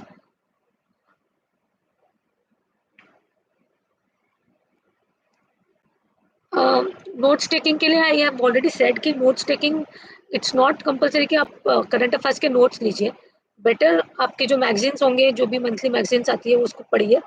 And yes, आप एड ऑन करते जाइए, जो भी मंथली मैगजीन आती है उसमें एड ऑन वहीं पे लिखते जाइए कि इसके रिलेटेड मैंने और क्या क्या पढ़ा था, वो कंसोलिडेट होता जाएगा। या फिर also now people use one note या फिर एवर नोट भी यूज करते हैं, तो that is also very good option. क्योंकि आपको सर्च का ऑप्शन मिलता है, तो आपके रिलेटेड जो भी पॉइंट्स है आपने कुछ लिखे होंगे, तो सब एक जगह पे कंसोलिडेटेड मिल जाता है। rather देन नोट्स में क्या होता है कि आपने कहीं और लिखा है कुछ पॉइंट्स, कुछ और पॉइंट्स। तो हाँ, कंसोलिडेट करना बहुत इंपॉर्टेंट है। आप 10 चीजें पढ़ते हो, 10 अलग अलग जगह पे लिख के रखते हो, no, don't do that. Right in one place itself. वो स्टिक नोट्स आते हैं, आप वहीं पे लगाइए, चिपकाइए, और वहीं वहीं पे लिखते जाइए। और जैसे जैसे आप रिविजन स्टार्ट करेंगे, तो आपको याद रहेगा कि अच्छा, मैंने इसके बारे में यहाँ पे भी पढ़ा था। Take that notes, write it, मतलब एक उतार लीजिए अपने इसमें। तो इट्स ऑलवेज बेटर कि आप हमेशा अपने नोट्स को कंसोलिडेटेड रखिए। स्टैटिक मटेरियल का अगर नोट्स नहीं बनाएंगे तो भी चलेगा। स्टैटिक मटेरियल्स आपके पास बुक्स, जो 15 बुक्स मैंने बोला है कि जैसे हिस्ट्री की 4 बुक्स है, एनसीईआरटी, उसी उसी में पढ़ना है, उसी उसी में नोट डाउन कर लीजिए। ना कि उसके लिए एक अलग नोट्स बना के लिख रहे हैं आप। हाँ, if at all you are doing for the mains, then do it. क्योंकि मेंस का जो पढ़ने का तरीका होता है कम्प्लीटली अलग होता है। इंट्रोडक्शन चाहिए होता है, जैसे कंक्लूजन चाहिए होता है, फैक्ट चाहिए होता है, डेटा चाहिए होते हैं। तो आप लिखिए। वो जैसे ऐसे होता है, उसके लिए कोट्स पढ़ लीजिए। पर्टिकुलरली जो मेन महापुरुष है, जैसे महात्मा गांधी, नेल्सन मंडेला, इनके कोट्स तो आपके पास होने ही चाहिए। बाबा साहेब अम्बेडकर के, वुमेन के रिलेटेड कुछ कोट्स निकाल के लीजिए। मतलब जो जो टॉपिक आ सकते हैं, जैसे ऐसे में मेन मेन टॉपिक्स क्या होते हैं, वुमेन के रिलेटेड होता है, एक एम्प्लॉयमेंट के रिलेटेड, जो भी मेन मेन टॉपिक्स है, सोसाइटी के रिलेटेड, एक इंटरनेशनल अफेयर्स के रिलेटेड आ सकता है, गवर्नेंस के रिलेटेड। तो उसके रिलेटेड जो भी कोट्स आपको मिलते रहते हैं, वो लिख दीजिए। इकोनॉमिक सर्वे है, उसमें से कुछ कुछ उठा लीजिए, ताकि इकोनॉमी में आपको ईजी हो। इकोनॉमिक सर्वे आपको पूरा पढ़ने की जरूरत नहीं है, उसके भी कंसोलिडेटेड नोट्स मिल जाते हैं, तो वहां से आप उठा लीजिए कि आपको क्या क्या लिखना है। हाँ, इट्स ऑलवेज बेटर कि आप अपना लिखते टाइम में according to the economic survey of India so and so year लिख के आप स्टार्ट करेंगे, तो और भी एक प्लस पॉइंट मिलता है कि आपने इकोनॉमिक सर्वे पढ़ा, उसको आप कैसे इस क्वेश्चन के साथ कोरिलेट कर रहे हो, ये एग्जामिनर को देखने मिलता है, फिर एंड अकॉर्डिंगली मार्क्स आपके बढ़ते हैं। तो यूपीएससी सीएससी बन के gets into IRMS, टेक्निकल और नॉन टेक्निकल। ये अभी थोड़ा मॉडलिटी अभी डिफाइन नहीं हुई है कि कैसे इसको करा जाएगा। इसमें अभी तो फिलहाल ये है कि आईआरएमएस में मतलब जो भी 150 लोगों को सिलेक्शन होगा, उसके बाद में according to their education background उनको आके ट्रेनिंग दी जाएगी। या फिर ये थोड़ा मॉडलिटी अभी तक वर्कआउट नहीं किया गया है। Should be read newspaper, no. I could not understand this question. Moody's for pre का, if at all you are asking कि like P 2024 के लिए अभी से न्यूज़पेपर बंद करना चाहिए, पढ़ना चाहिए, तो इट मतलब अगर आप नहीं भी पढ़ेंगे तो चलेगा। न्यूज़पेपर अभी आके सिर्फ रफली आप देख लीजिए कि इंपॉर्टेंट करंट अफेयर्स क्या चल रहा है, क्या मेजर इश्यूज चल रहे हैं। उसके अलावा आप नहीं भी पढ़ेंगे तो इतना कोई फर्क नहीं पड़ेगा, 1 महीने का आप स्किप कर सकते हैं फॉर फ्री। विजन की monthly magazine play significant role, yes. Not only vision, if at all you are taking any monthly magazine, it plays significant role. It is not कि आप विजन ही यूज करो, जैसे कोई insights use करते हैं, कोई ice बाबा, कोई बहुत सारी होती है, तो आप उठा लीजिए, कोई भी एक उठा लीजिए। हाँ, but you should have trust, कि मतलब ऐसा नहीं कि मैं ये पढ़ रहा हूँ फिर मुझे ये ट्रस्ट ही नहीं कि मैं न्यूज़पेपर, अरे न्यूज़पेपर का कुछ छूट गया, हो सकता है इस बार छूट गया होगा, नेक्स्ट में कवर कर लेंगे, क्योंकि करंट अफेयर्स का क्या होता है, वो कंटिन्यूसली एक चीज चलती रहती है। ऐसा नहीं कि मतलब समझ लो रशिया यूक्रेन का वॉर चल रहा है, तो उसका कंटिन्यूसली कुछ ना कुछ चलता ही रहेगा। तो you you don't miss it, मतलब उसका मेजर पॉइंट होता है कि क्यों स्टार्ट हुआ था, क्या अभी अभी इश्यूज चल रहे हैं, कौन से पावर्स इन्वॉल्व है, क्या क्या कहाँ पे कहाँ पे हमला हुआ है, ये सारी चीजें देखनी होती है ना, कि लेकिन वो डे बाय डे जो भी चीजें होती है, छोटी मोटी चीजें वो भी पढ़नी होती है। ये आप ध्यान रखिएगा, पॉलिटिकल जब न्यूज़पेपर भी पढ़ रहे होते हो, तो don't go much into the political वाला पार्ट। पॉलिटिकल में ये पार्टी ये कर रही है, वो पार्टी वो कर रही है, क्राइम वाला पार्ट, ये बहुत से स्किप करनी। जो फर्स्ट टाइम एस्पिरेंट्स है, फर्स्ट टाइम लिखने वाले हैं, उनके लिए मैं बता रही हूँ कि you have to be very careful when while reading the newspaper. Don't read everything in the newspaper, just make sure कि आप पर्टिकुलरली क्या इंपॉर्टेंट हो सकता है उतना ही पढ़िए। ये आपको ज्ञान कौन देगा, मतलब ये ज्ञान आपको कैसे मिलेगा, जब आप पेपर सॉल्व करेंगे, थोड़ा सा यूपीएससी के जो प्रीलिम्स के पेपर सॉल्व करेंगे या फिर आंसर्स को देखेंगे, आंसर राइटिंग का देखेंगे, तब आपको पता चलेगा कि मुझे ये फोकस ही नहीं करना है। क्राइम के रिलेटेड न्यूज़ आ रही है, कुछ ऐसी इंटरनेट पे साइबर क्राइम के रिलेटेड कुछ न्यूज़ आ रही है, कुछ और न्यूज़ आ रही है, वो नहीं पढ़नी है आपको। आपको क्या पढ़ना है, जिस इन्फॉर्मेशन, प्रॉपर इन्फॉर्मेशन जो बोलते हैं ना, वही पढ़नी है। ये फेक फेक चीजें होती रहती है, वो नहीं पढ़नी है। एंड हाँ, बी श्योर कि मतलब आपको रिसोर्सेस आके बहुत से यूज ही नहीं करनी, मतलब रेफर ही नहीं करनी। ये एक न्यूज़पेपर कोई भी उठा लो, इंडियन एक्सप्रेस, हिंदू, जो भी है, हिंदू आई वुड से कि like don't go for Hindu if you are first time aspirant. Hindu थोड़ा vocabulary wise and other thing में टफ पड़ता है, तो बेटर रहेगा इंडियन एक्सप्रेस पढ़ लीजिए आप। प्रीलिम्स एंड मेंस कौन सी सिटी से लिखा? प्रीलिम्स मैंने और मेंस दोनों चेन्नई से लिखा था मैंने। हाउ टू डील विथ, थोड़ा सीसेट का भी बताइए प्लीज। या सीसेट के रिलेटेड इट्स मतलब बेटर है कि अगर आप समझ लीजिए इंजीनियरिंग बैकग्राउंड से हो, तो आपका इतना टफ नहीं जाएगा। Yes, although comprehension is one of the part which is very tough. So इधर यू कैन डू कि आप थोड़ा प्रैक्टिस कर लो। सीसेट के रिलेटेड जितने भी आपको मिलते हैं, तो कुछ बुक्स मिलती होंगी, तो उसको प्रैक्टिस कर लीजिए। और एनालिटिकल और ये चीज़ें भी आप करके कंटिन्यूसली एग्जाम के 1-2 महीने से थोड़ा सॉल्व करना स्टार्ट कर दीजिए, ताकि आपकी स्पीड बढ़ जाए। जैसे लॉजिकल रीजनिंग होती है, वो सब आपकी स्पीड पे डिपेंड करता है। आप जितना ज़्यादा हो सके सॉल्व करेंगे, तो you will able to write the answers fastly. तो आप उस कॉपी से एग्जांपल्स कॉपी कर सकते हैं क्या? यस, बिल्कुल बिल्कुल। आप जो भी एग्जांपल्स मिलते हैं, जैसे एथिक्स का पेपर हो गया, उसमें आप क्या करिए, बहुत सारे एग्जांपल्स पहले से निकाल के रखिए। जैसे सचिन सचिन तेंदुलकर के हॉनेस्टी के एग्जांपल्स होते हैं, या फिर जैसे मतलब जो भी सिविल सर्वेंट्स है, सिविल जो भी ब्यूरोक्रेट्स है जिन्होंने अच्छा काम किया है, उनके रिलेटेड एग्जांपल्स ढूंढ लीजिए। और वो एग्जांपल्स आके उसको डिवाइड कर लीजिए कि कंपैशन आया तो मेरे को ये एग्जांपल डालना है, ये दो तीन एग्जांपल डालना है, ऑनेस्टी के लिए ये 2-3 एग्जांपल्स डालने हैं, ऐसे सब डिवाइड कर लीजिए। तो आपको ऑलरेडी बना बनाया मटेरियल मिल चुका है, सिर्फ आपको लिखना है वहाँ पे जाके। तो ये एथिक्स के लिए आप ये कर सकते हो, और टॉपर्स कॉपी से भी ये निकाल लीजिए, जितने एग्जांपल्स हो सके वो निकाल लीजिए। बट हाँ, ये रेलेवेंसी चेक कर लीजिएगा कि ऐसा नहीं कि आप जो फैक्ट दे रहे हो, जो डेटा दे रहे हो, बहुत पुराना डेटा दे रहे हो। 2022-24 का अटेम्प्ट दे रहे हो, तो 23-22 तक का ही जो डेटा होगा, वो रेलेवेंट डेटा होगा, तो वो दीजिएगा तो अच्छा रहेगा।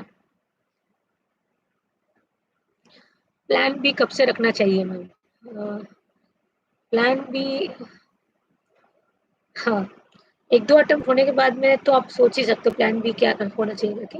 तो 2-3 अटेम्प्ट के बाद में यू कैन स्टार्ट। जैसे कि मेरे टाइम में मुझे एएफएचक्यू लग गया था, तो मुझे इतना ज़्यादा बैक ऑफ द माइंड ये टेंशन नहीं था कि मैं आई एम लाइक जॉबलेस करके। सो आई वाज हैप्पी कि मतलब लाइक कुछ ना कुछ तो जॉब कर रही हूँ। तो इसके लिए मुझे थोड़ा प्रेशर कम लगता था। तो yes, if you have a plan B जिसमें आपका टाइम ज़्यादा नहीं जा रहा हो, and you are earning well also, तो दैट ऐसा कुछ प्लान भी हो तो रखिए अपने पास।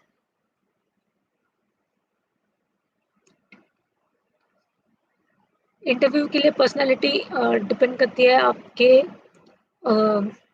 बोलचाल से, मतलब लाइक आप how how you are carrying yourself, how you are talking to people. बहुत बार ऐसा होता है कि आपके जो इंटरव्यू में आप जैसे बिहेव करते हो, उस पर डिपेंड करता है। जैसे मैंने एक एग्जांपल सुना था, तो like be honest, be humble. Like they are some people, they are people like you know, उनका बहुत सारा एक्सपीरियंस है। डोंट आर्ग्यू देयर कि मैं बोल रहा हूँ, मैं बोल रही हूँ, सही बोल रही हूँ, आप मुझे।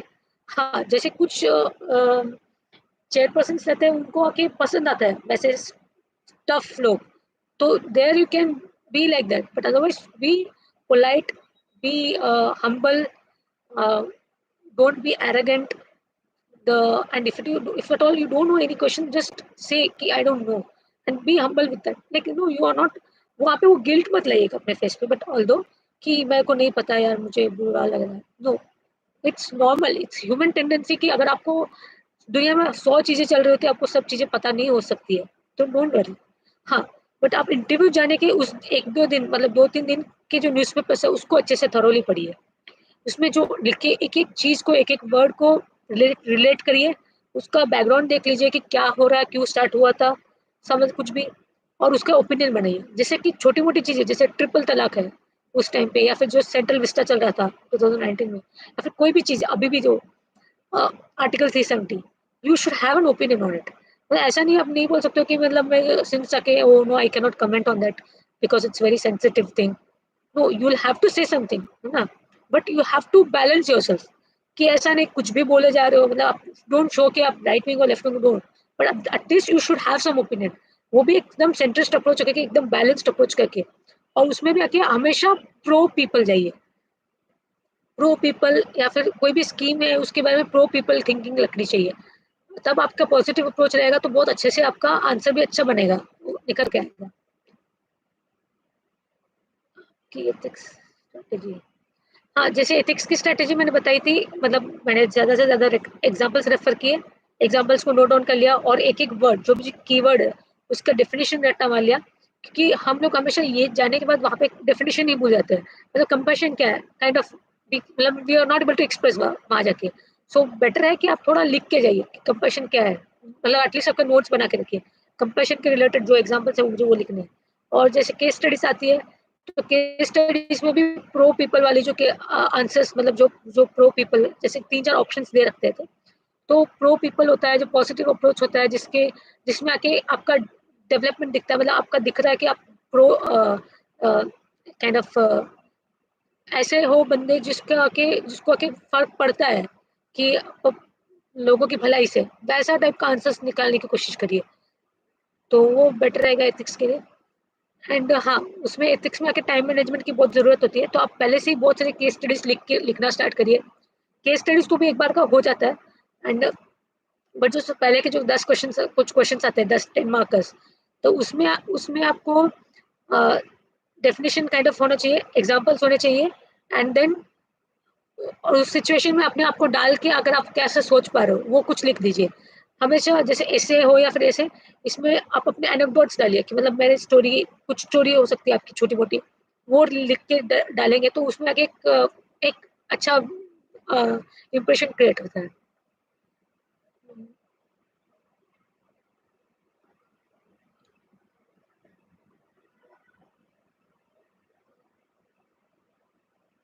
डिस्ट्रैक्शन से कैसे बचना चाहिए?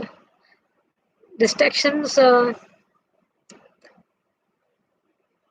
डिस्ट्रैक्शन से बचने के लिए आपको you have to go back to your goal, मतलब आपका जो गोल था इनिशियली, जो आप जिस गोल के जिस चीज के लिए स्टार्ट किया, हमेशा वो सोचते जाइए। तो मेरा तो ये हमेशा यही था, like I was working with India against corruption, तो मुझे ये लगता था कि अगर मैं यहाँ नहीं कर पाई, तो मुझे पता है कि मतलब मैं कुछ ना कुछ जो मुझे सपना है कि मतलब अपन को कुछ सिस्टम में थोड़ी ऊपर नीचे कुछ ना कुछ अच्छा करना है, वो मैं कर ही नहीं पाऊंगी। अ, तो मुझे पता था कि लेकिन नहीं, अंदर घुसना तो एट एनी कॉस्ट है। तो इसकी वजह से मुझे हमेशा एक मोटिवेशन मिल रहा था। हाँ, इंटरनल मोटिवेशन, इनर मोटिवेशन काफ़ी इफेक्टिव रहता है than outer motivation. External motivation हमेशा थोड़ा ऐसा होता है कि मम्मी ने बोल दिया, पापा ने बोल दिया, ठीक है, but it does not work for a long time. तो if at all you want to survive for a long time, UPSC जैसे एग्जाम में सर्वाइव करना इटसेल्फ इज वेरी डिफिकल्ट। आप हमेशा टूट जाते हो कभी कभी। फर्स्ट अटेम्प्ट के बाद में आई लॉस्ट एक्चुअली, मतलब लाइक मुझे क्या समझ नहीं आ रहा था। देन तो ऑब्वियसली लाइक यू फील कि मतलब क्या हो गया मेरे साथ, ये अनएक्सपेक्टेड हो गया, मैं क्या करूंगी, मेरा कुछ प्लान भी नहीं है। बट हमेशा आप अपने मोटिवेशन को, मतलब अपने जो गोल को देखेंगे तो you will have you'll be able to like better crack the exam. Yeah, I have answered it. Initial fallback. Maybe nobody is. Yes, that is sure कि कोई भी अश्योर नहीं कर सकता कि 100% सिलेक्शन हो सकता है, बट आपका नॉलेज हमेशा काम आता है।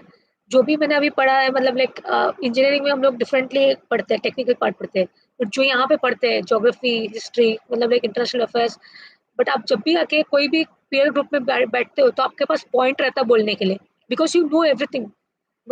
ऐसी कोई भी चीज नहीं है, जैसे रशिया का कोई बात हो रही है या फिर यूरोप की कोई बात हो रही है, आपको पता होती है कि मतलब वहाँ पे क्या क्या क्या चीजें हो रही है, कौन सी कंट्री किसके कोल्ड वॉर में कौन सी कंट्रीज थी और अभी उसका क्या इफेक्ट हो रहा है, यू नो एवरीथिंग, मतलब नॉलेज वाइज आपका बहुत बढ़ जाता है।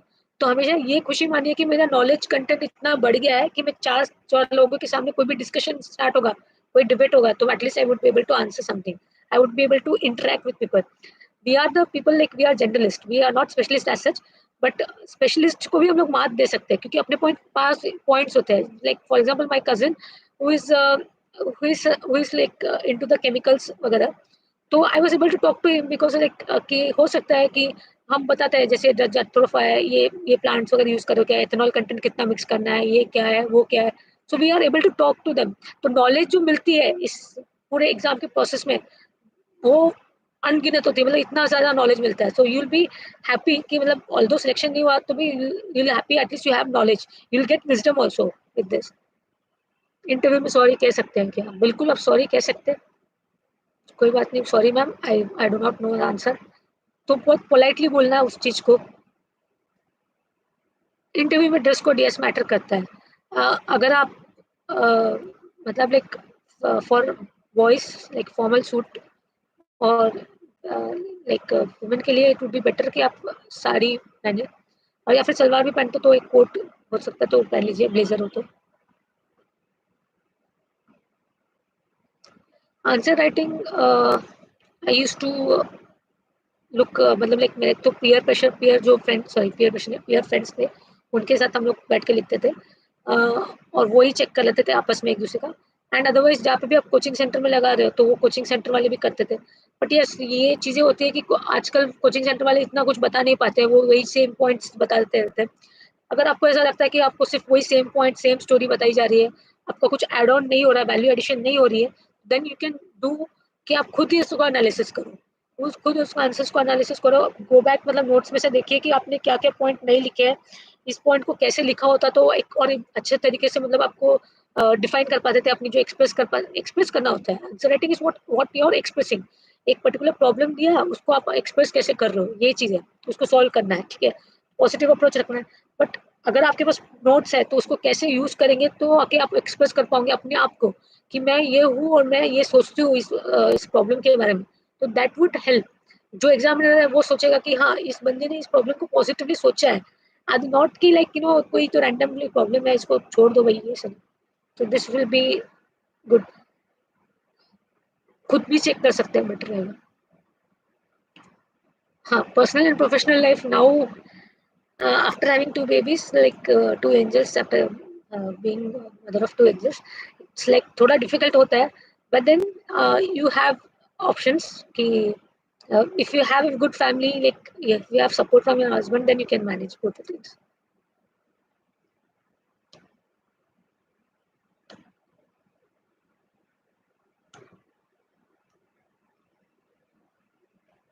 यस यस, अगर फिलोसफिकल क्वेश्चन जैसे आते हैं ऐसे में, ऐसे में दो पार्ट आने लग गए, एक फिलोसफिकल आता है, एक नॉन फिलोसफिकल पार्ट, या फिर नॉन, दोनों ही फिलोसफिकल होते हैं। तो उसमें भी आप आके एक अप्रोच रखें कि नेशनल लेवल पे क्या एग्जांपल्स निकल के आते हैं, इंटरनेशनल लेवल पे कुछ एग्जांपल्स हैं, जैसे नेल्सन मंडेला का एग्जांपल्स है, कुछ भी जो भी एग्जांपल्स है, बुद्धा के एंशियंट टाइम्स में जाएंगे तो आप उसको एक एक एग्जांपल को रखते रखते उसको बताते जाना चाहिए आपको।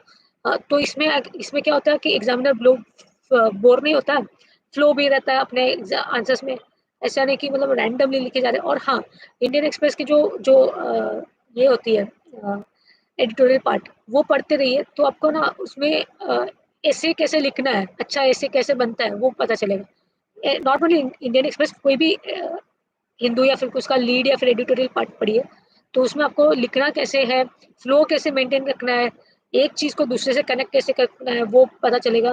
खुद के एग्जाम्पल डालिए, एनेक्डोट्स डालिए।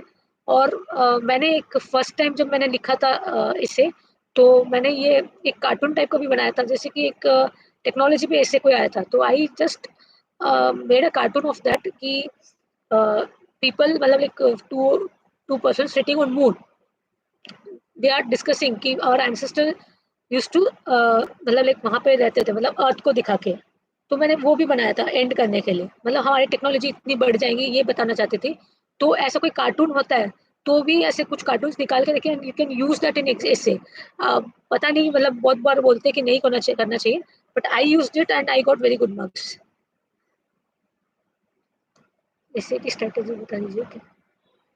हाँ, ऐसे की स्ट्रेटेजी में पहले से आप आके कुछ 10 से 15 टॉपिक्स होते हैं, उसको आप पक्का सा पढ़ लीजिए। मतलब उसके रिलेटेड जो भी है बना लीजिए, मतलब आपके जो डायमेंशंस होते हैं वो निकाल लीजिए। मतलब फिलोसॉफिकल भी एक डायमेंशन निकाल ही लीजिए। हिस्टोरिकल तो आपके पास होगा ही, हिस्टोरिकल, सोशल, पॉलिटिकल, जितने हो सके डायमेंशंस निकाल लीजिए। एंड आफ्टर दैट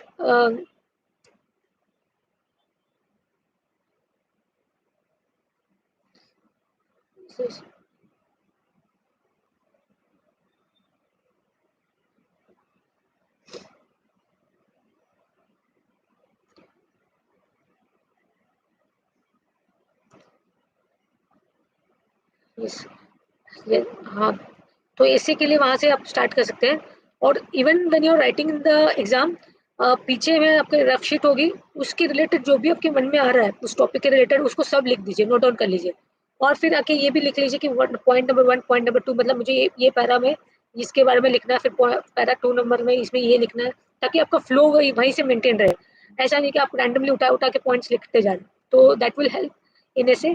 और पहले से ही आके अपनी प्रिपरेशन रखिए, कोट्स निकाल के रखिए, सारे कोट्स विमेन के रिलेटेड, हर एक टॉपिक के रिलेटेड जो भी कोट्स आते हैं वो 10, हर टॉपिक के लिए 2 या 3 कोट्स तो पक्के होने चाहिए, 2 या 3 नहीं, मैक्सिमम 5 होने चाहिए, तो आपका ईजी हो जाएगा।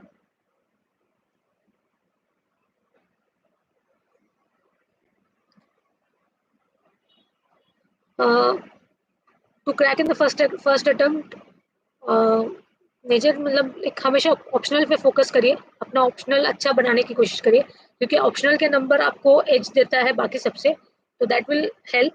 वन सेकेंड, जैसे मेरा हिस्ट्री ऑप्शनल था तो मैंने कुछ जो मेन जहाँ पे मेरा स्कोरिंग पार्ट था वहाँ पे मैंने वर्क नहीं किया था, जो मैप्स है। तो आपको पता होना चाहिए कि आपके ऑप्शनल में कौन सा स्कोरिंग पार्ट होगा, पेपर 1, पेपर 2 में कौन से जो टॉपिक्स रहते हैं उसमें स्कोरिंग पार्ट होगा, तो उसमें आपको अच्छे से वर्क करना है। Second part. थर्ड है एथिक्स वगैरह में, एथिक्स में अच्छे नंबर बन जाते हैं, except for few times, like otherwise ethics में अच्छे नंबर बनते हैं, तो वर्क ऑन दैट। एसे में भी अच्छे नंबर बन जाते हैं अगर आपका एसे में फ्लो अच्छा रहा। कंटेंट और फ्लो दोनों मैटर करते हैं, और कंटेंट और फ्लो अच्छा रहा तो आपका काफी चांसेस होता है कि आप 140 के ऊपर ही जाएंगे। See if you are in twelfth standard, तो आप तो पहले एक को डिग्री उठा लीजिए, डिग्री तो बेटर रहता है कि मतलब मेरा ये सजेशन आया, मतलब मेरा थिंकिंग है कि अगर आपको यूपीएससी करनी है तो आप बीए वगैरह कोई बीए की डिग्री कर सकते हैं, बिकॉज उसमें 3 इयर्स में कंप्लीट हो जाती है। और बीए में भी ऐसे सब्जेक्ट्स लीजिए जैसे हिस्ट्री, पॉलिटिकल साइंस, ऐसे सब्जेक्ट लेंगे तो आपको ये हेल्प करेगा यूपीएससी में। नॉट एग्जैक्टली मतलब एंटायरली नहीं करेगा एंटायरटी में, but to some extent it will help.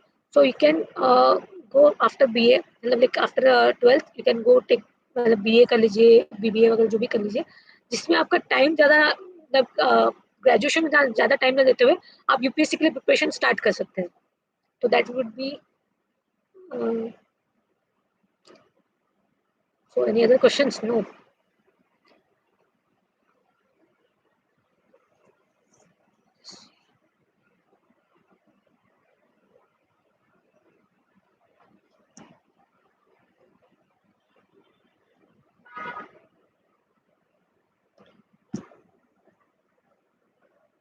So twelfth के बाद you can start any time, like if at all NCERTs वगैरह हो तो आप एनसीईआरटीज पढ़ के अपना शुरुआत कर सकते हैं। So this is all about me, how to become IPS. See if you are like IPS बनना चाहते हैं आप, तो आपको मतलब पहले तो यूपीएससी क्रैक ही करनी पड़ेगी, आईपीएस बनना, आईएएस बनना, यूपीएससी क्रैक करनी पड़ेगी। तो आप मेजरली फोकस ये करिए कि आप अच्छे से वर्क करिए, मतलब लाइक कैसे प्रिपरेशन करना है। जैसे यहाँ पे मोस्टली स्ट्रेटेजी तो बता दी है कि ये पढ़ना है, ये बुक्स है, रिविजन पे फोकस करनी है, ना कि आके आप 10 बुक्स और पढ़ते बैठो। तो ये अगर आप कंटिन्यूसली करेंगे, कंसिस्टेंटली करेंगे, तो ये 100% है कि आप क्रैक कर लोगे, श्योरली क्रैक कर लोगे। Maybe not in the first attempt itself you'll get the IPS वाला thing, you'll get something else, but after some time like मतलब second attempt third attempt में तो पक्का आपका IPS बनना ही है. और there are many people who have got into the IPS in first attempt also. So if you're very consistent enough, you are hard worker, you are a smart worker, then पक्का हो जाएगा.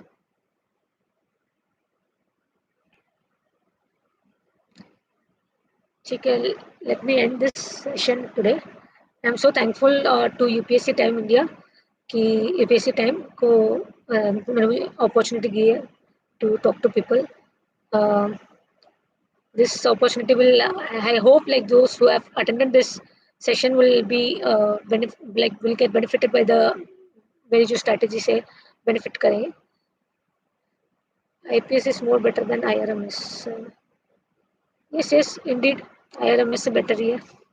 It depends आपके क्या सोच है, आपको क्या करना है. Okay, let me end this. Thank you so much. Thank you so much UPSC Time for giving me this opportunity to interact with aspirants. और जो फर्स्ट टाइम एस्पिरेंट्स है, जस्ट फोकस ऑन योर मतलब like आप focus कितना करिए कि आप first time ही crack कर लीजिए. Thank you.